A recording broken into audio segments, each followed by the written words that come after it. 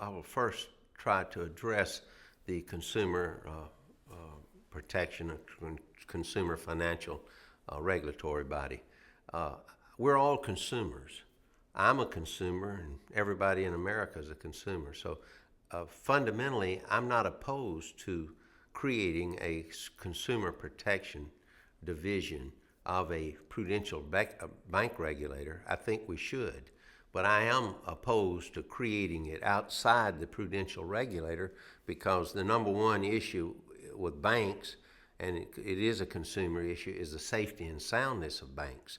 Today, we have a lot of banks that are still sick or in trouble, and there will be a lot of bank failures in the year 2010. So the first order of business is a sound banking system that, one, can take your deposits that you can sleep at night with and feel good about, that will be able to make you loans and so forth. But at the same time, being a consumer, I think that they should look at some of the consumer aspects of the banking system. And I believe the prudential regulator, that is the regulator that deals with safety and soundness, is the proper one to do that. Well, I think if you look back at the Troubled Asset Relief Program, TARP, I opposed that from the beginning. One, I thought that a lot of institutions, started out at financial institutions, were not too big to fail. Although they were big, we should have let them fail, and we would have been better off. It would have been a lot more efficient. It would have not been without pain, but we would be a lot ahead of the game today than we are. So my trouble with Treasury, that and the Federal Reserve, was the intervention there. I think we could have done better. We could have done it different ways, but only history will tell that, and I would contend that nothing's too big to fail. I think it's mixed. I think as far as our banking system is concerned, the Federal Deposit Insurance Corporation, headed by Sheila Bair, I think that the FDIC has been on top of things. They've closed down a lot of banks, which they have to do. As a regulator, they've probably mixed like everybody else. I think the worst regulation by any agency was the Federal Reserve over the bank holding companies. Most of those banks, not all, most of those banks were the trouble banks and the ones that caused the most heartburn. Well, first of all, I was the leader in trying to make sure that Fannie and Freddie did not fail and did not cost the taxpayers a lot of money. Mixed up in all the financial crisis was the role that Fannie and Freddie played. Also the rating agencies, Moody's, S&P, Fitch, rating instruments, that is securities, investment grade, AAA grade, and all this, when in reality they weren't. I was the one that authored the legislation to bring competition and give the SEC, which they have now, more power to deal with the people who rate credit. SEC, we call them the rating, the companies, agencies. I would hope they would be privatized as soon as possible. Right now, in early 2010, Fannie Mae and Freddie Mac are probably the only people that are really buying mortgages to a great extent in the secondary market. So they're the game in town. But on the other hand, when we create hybrid vehicles like we call them government-sponsored enterprises, GSE, we're waiting for trouble, in my judgment, and I saw that coming 5 years before. I was hoping that we could privatize them totally, make sure that they were strong, and make them work in the market without an implicit guarantee by the taxpayers. That didn't work out. So now the taxpayers own, for the most part, Freddie and Fannie, and what the debt is going to be at the end of the day, we don't know yet. I opposed it, and I believe it was in 1999. I think I was the only Republican that voted against the repeal of Glass-Steagall because it had worked for years. What it did basically is separate investment banking, which is highly leverage banking from commercial banking, which is highly regulated. When you repealed Glass-Steagall, you put it all in commercial banking, and you've seen a lot of problems that come with it. We were assured then, but I didn't believe it at the time, that they would not be putting the taxpayers at risk, by doing this. Now we know better than that.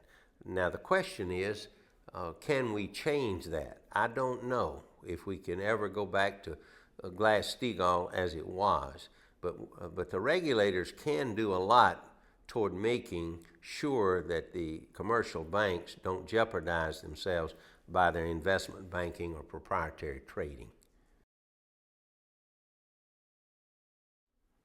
I don't know if we can reinstitute Glass-Steagall. Some people have advocated, Dr. Volker's advocated it, Senator McCain and others have, because once something's passed, it's passed. But I think that if we can't do that, that we certainly could make sure through the regulatory process that the taxpayers are not put in harm's way. Well, you ask a lot of questions there. The Fannie and Freddie, they're going to be gone. It's a question, and they're already gone as far as a viable, private or hybrid enterprise. The question is, how long will it be before the private sector can pick up the role that they're doing, and what role will that be? As far as the mortgage deduction, that's very popular in America, and it's probably aided and abetted a lot of home ownership. So that's probably something that most people wouldn't touch.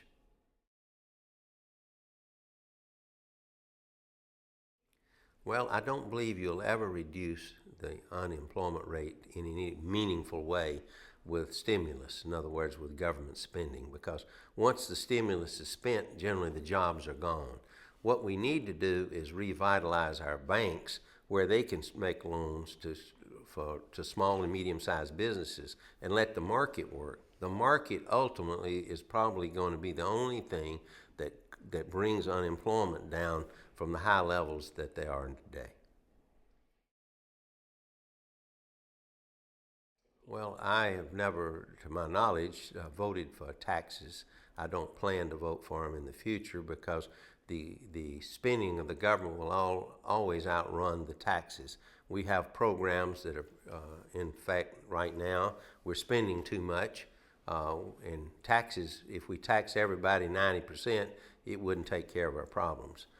It might aid and abet some of them, but then we take that money out of people's pockets and we do real damage to the economy.